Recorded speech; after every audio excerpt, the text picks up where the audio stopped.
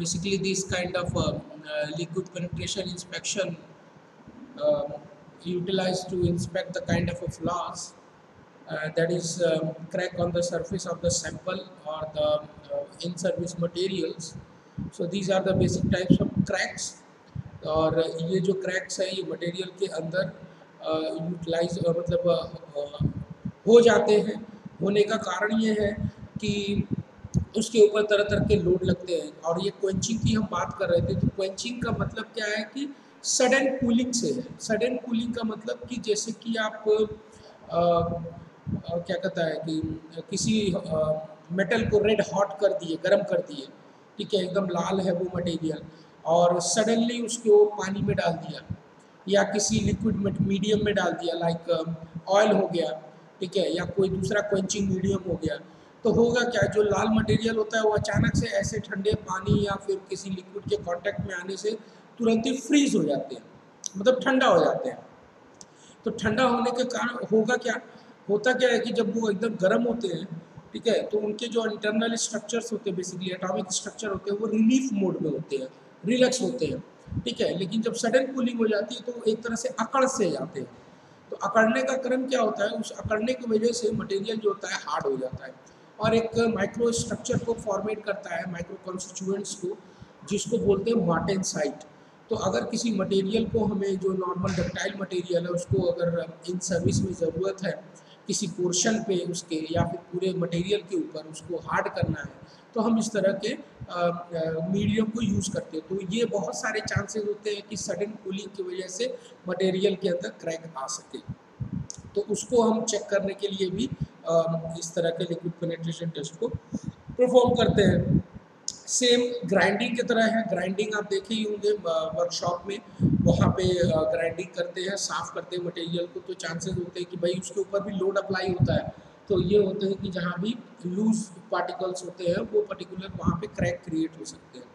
And the similar the overload load ज़्यादा हो रहा है या इम्पैक्ट लोड हो रहा है तो उसके वजह से फ्रैक्चर हुए। पोरोसिटी और जो पिन होल है, बेसिकली कल बात हुई थी, तो नेक्स्ट तो उसमें हम लोगों ने बात किया था।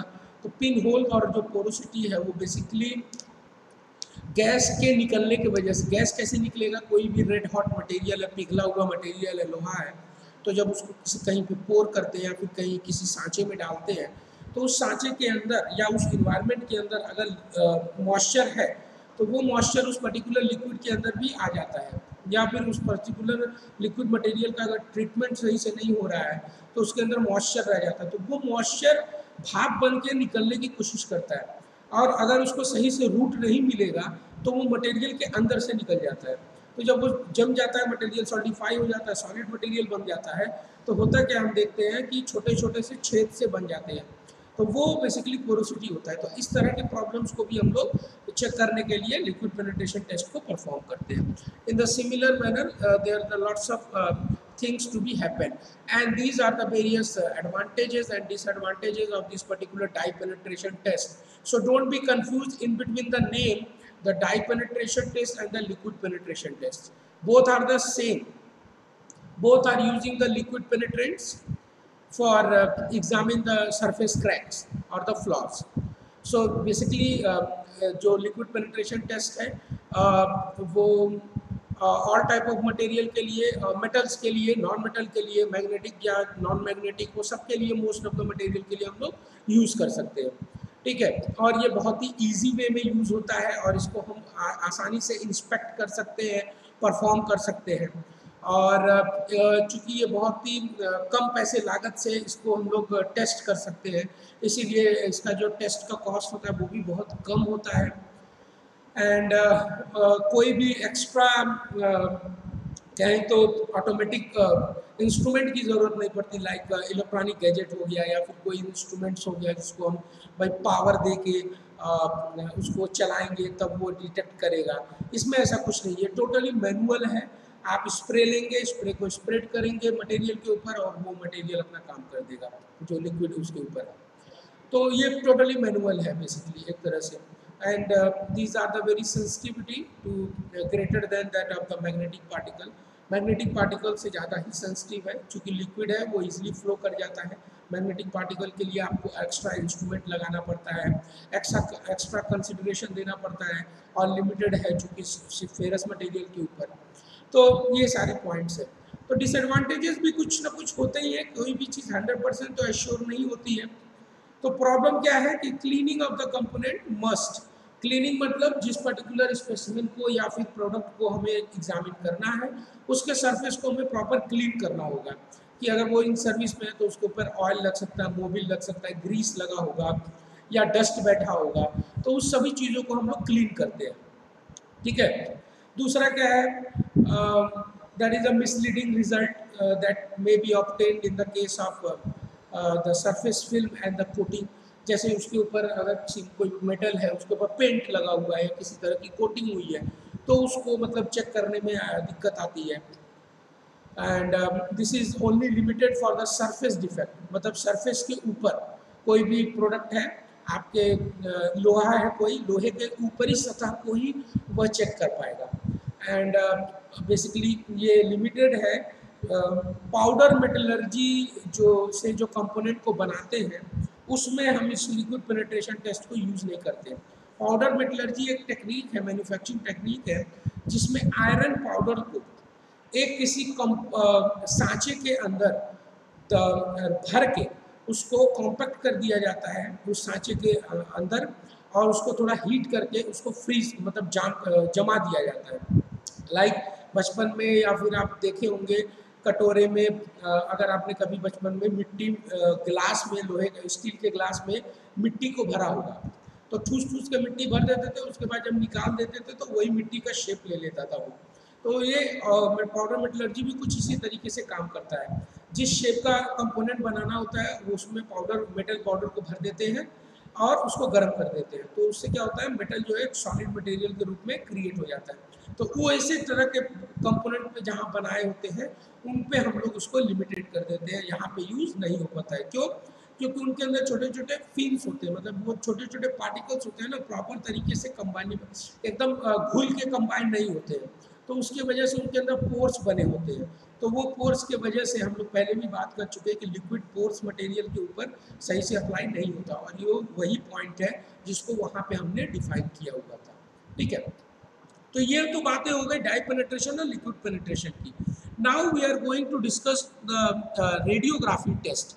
सो this particular radiography test is just advanced version to identify the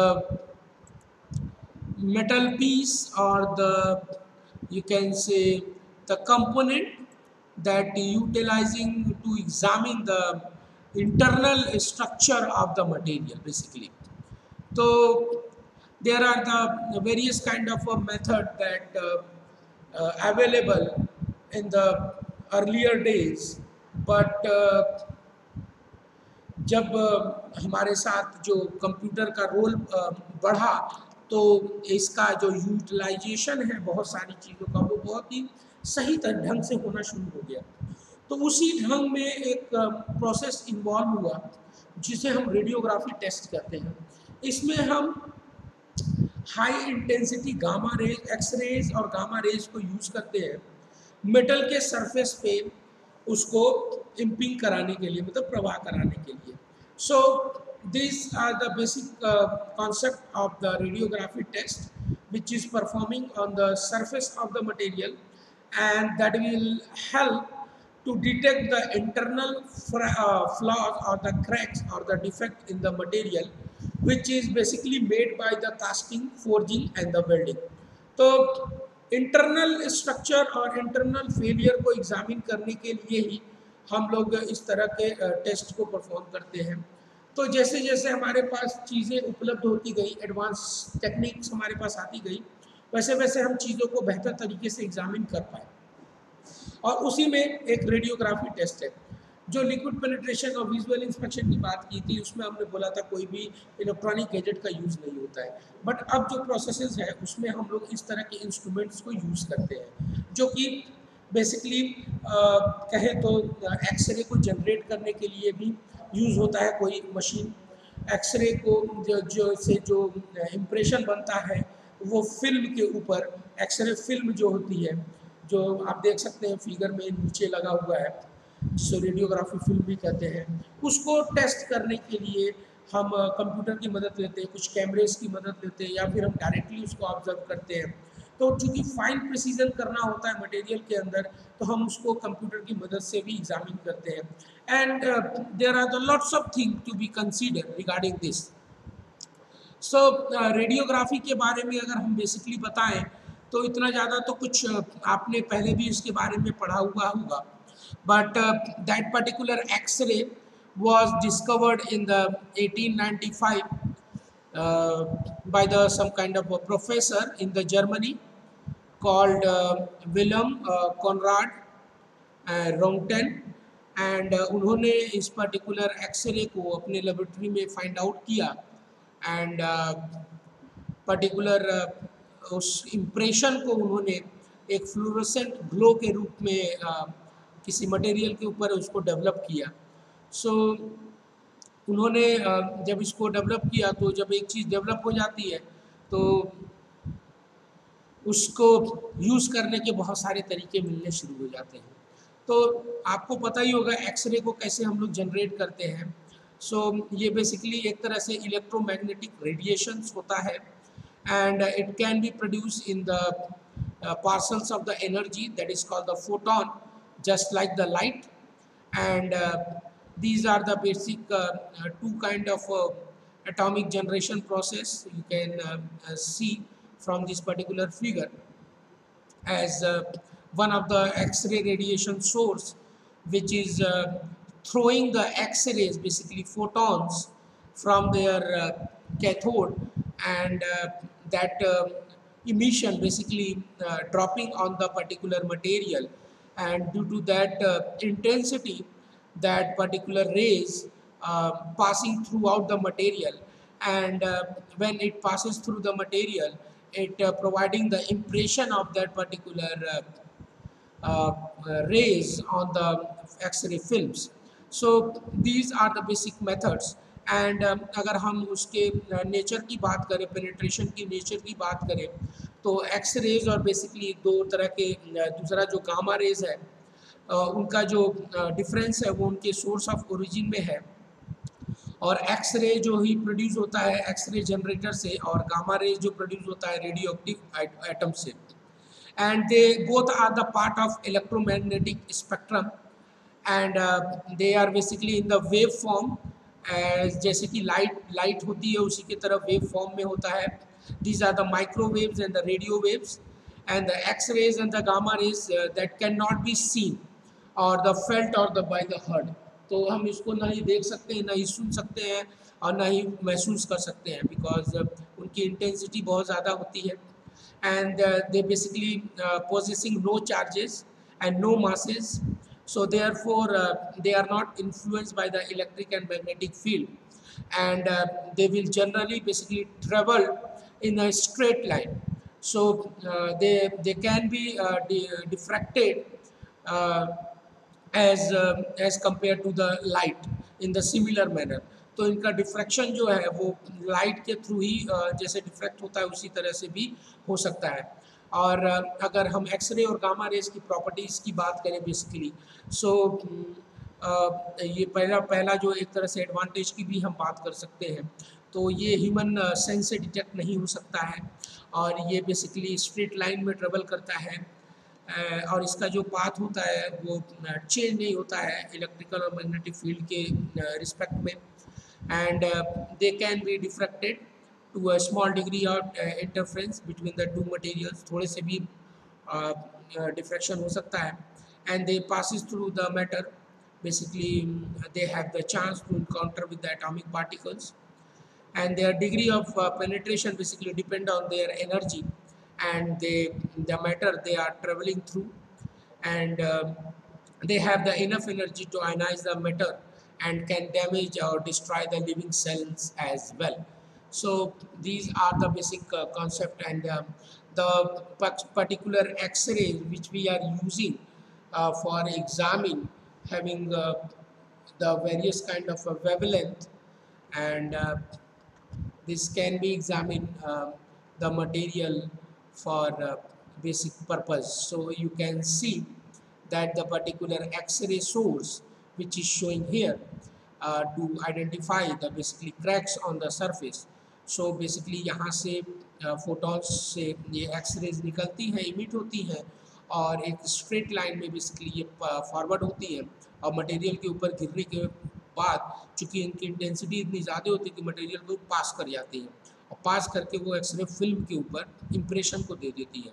तो ये एक सिंपल सा प्रोसेस है एक्सरे एग्जामिनेशन करने का।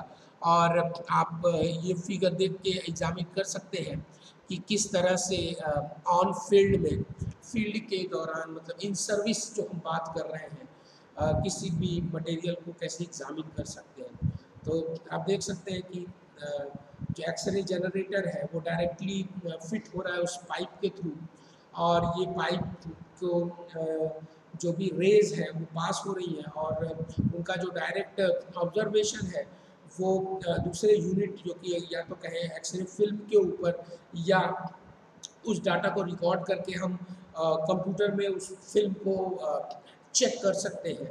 तो इस तरीके से बेसिकली हम उसको अप्लाई करके हम टेस्ट करते हैं। So these are the various processes and these are the basic images which is find out by the X-rays. As you can see, there are the various impressions which is showing the defects inside the weldment.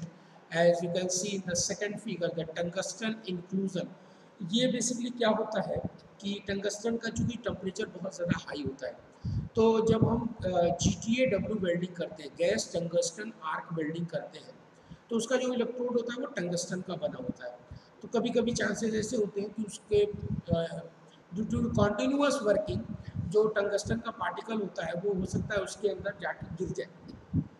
चूँकि melting temperature tungsten का high होता है तो वो पिघल नहीं पाते हैं और जिसकी वजह से डिफेक्ट बेसिकली मटेरियल के अंदर आ जाता है। तो उसको हम बोलते हैं inclusion, that is called the tungsten inclusion. और यही दूसरे फॉरेन पार्टिकल्स के लिए भी अप्लाई होता है जो उस मटेरियल में जाके घुलते नहीं है, पिघलते नहीं है। तो इस तरह के प्रॉब्लम्स की वजह से क्या है, जो वेल्डिंग हो रही है उसकी स्ट्रेंथ में कमजोरी आ सकती है। तो उस कमजोरी को ओवरकम करने के लिए बेसिकली हम इस तरह के टेस्ट को परफॉर्म करते हैं। So step by step procedures are very simple as I discussed in the earlier as well. So these are the basic definitions which is related to that, and this is just point by points that I'm just reading out. So these are the basic RT, that radiography test is also known as the RT, and it is a non-destructive test method which is used either by the X-rays or the gamma rays to examine the internal structure of manufactured component, identifying any flaws or the defect. And this is the testing that the test pass is played between the radiation source and the film, as you can see in this particular figure. This is the radiograph film, this is the workpiece, and this is the source. So this is the basic figure that explaining over there. And that depending the material density and the thickness differences of the test part that will achieve the penetration radiation and through the interaction process and involving the scattering and the absorption, and the difference in the absorption are then recorded on the film or the electronic means. So there are the several imaging methods that using the film radiography, real-time radiography, computed tomography, digital radiography, and the computed radiography. So these are the basic radiography techniques which are using in the industrial purpose, and these are the techniques which are very highly precise techniques to examine the internal flaws of the materials which are in service. And another source that we will discussing that the gamma rays, that is higher in the energy level and the shorter in the wavelength, and these are the points that defining the various X-rays and the gamma rays. So the process is very simple. हम क्या करते हैं, उस particular x ray generator को material के ऊपर fit करते हैं और उसके नीचे जो एक्सरे फिल्म को लगाते हैं। सिंपल जैसा कि हमारे शरीर के साथ होता है जब हम एक्सरे कराने जाते हैं, वहाँ भी हमारे शरीर के पार्ट को रखा जाता है, एक्सरे सोर्स को ऊपर रखा जाता है, और जब ऑन हो जाता है वो एक्सरे सोर्स, तो वो एक्सरेज को इमिट करता है, और इमिट करने के बाद जो भी इम्प्रेशन हमारी बॉडी का होता है वो उस फिल्म के ऊपर आ जाता है, और उसको डेवलप करके हम पता कर पाते हैं कि हमारे अगर इंटरनल स्ट्रक्चर में कहाँ क्रैक हो रहा है, कहाँ प्रॉब्लम आ रही है। तो उसी तरीके से मेटल के अंदर भी हम लोग एग्जामिन करते हैं इसको आइडेंटिफाई करने के लिए। So these are the various benefits and application of the radiography test. As you can see, there are the vast application in the various industries: marine, offshore, military, aerospace, spectromet, waste management, automobile, manufacturing, and so on. So these are the basic application which are utilizing, and the benefits are so many benefits which is showing in front of you. They providing the permanent record of the inspection and detect both the surface and the subsurface defect, चूँकि different करता है आपको die penetration test से। चूँकि die penetration test हम सिर्फ surface पे करते थे, ये सब सरफेस डिफेक्ट को भी बताता है। इसमें जो सरफेस प्रिपरेशन होती है बहुत लेस रिक्वायर्ड होती है, चूँकि एक्सरे का काम होता है वो मटेरियल को थ्रू आउट पास कर जाता है, and they are very sensitivity to changes in the thickness, corrosion, flaws, and the material density changes. So these are the basic benefits to examine for that particular. And obviously, if we are talking about any process, we should write the advantage, disadvantage, and application as well, and then we complete the particular question. So these are the advances. They are the very highly sensitive, fast method, जो कि हमने पहले भी एक chart discuss किया हुआ था, उस चार्ट में सारा डिटेलिंग दिया हुआ था, और उसी के रिस्पेक्ट में ये डिटेल में एडवांटेज डिसएडवांटेजेस हैं जो पर्टिकुलर एक्सरेज को इम्प्लाई करने के लिए यूटिलाइज करते हैं. So these particular disadvantages as well, the X-ray radiography only applied on the thinner component due to its less penetration. Radiography allow only the component to be tested at a time. एक time पे एक ही component को test कर सकते हैं, and they basically cost जो है इसको एग्जामिन करने का वो बहुत ही ज़्यादा हाई होता है, और जो एक्सरेज निकलती है वो चूँकि हार्मफुल होती है, हैजार्डस होती है, तो उसके लिए भी हमें सेफ्टी की ज़रूरत होती है, और इस पर्टिकुलर प्रोसेस के लिए चूँकि हाईली प्रिसाइज प्रोसेस है तो उसके लिए हमें एक्सपर्ट की ज़रूरत होती है, ट्रेंड ऑपरेटर की ज़रूरत होती है. तो ये बेसिकली डिटेल्स है रिगार्डिंग द रेडियोग्राफी टेस्ट.